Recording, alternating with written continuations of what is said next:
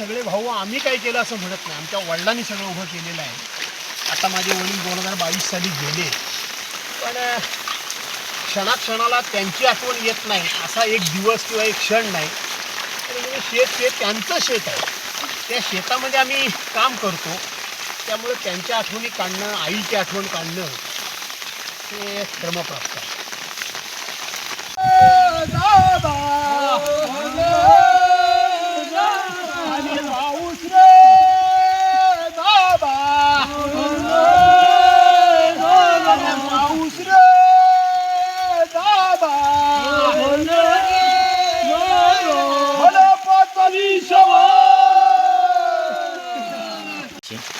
पहिली गोष्ट, सर्वांनी शेती केली पाहिजे, शेती सोडू नये.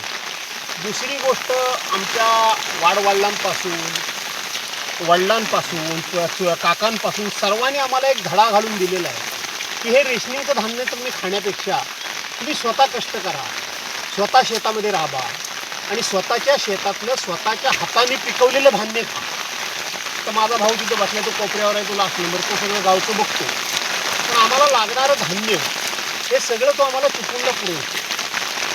आम्ही रेशनिंगचं 1 किलोसुद्धा धान्य आम्ही आणत नाही.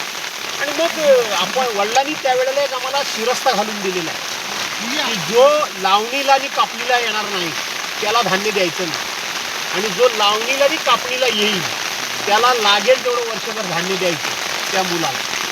कारण काय, कापणीला आणि लावणीला माणसं कामाला मिळत नाही, कारण प्रत्येकाची शेती असते आणि हंगाम हा महत्त्वाचा असतो.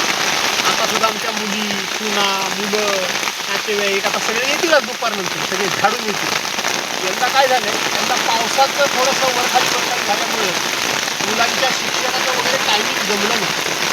त्यापेक्षा या दिवसात आमची मुलं शाळेत वगैरे जाणार नाही, मुलं सगळी शेतामध्ये, मुलं मुली सुना सगळे. हे कांजूक तू खालीच काय 6 सेकंद पाऊच.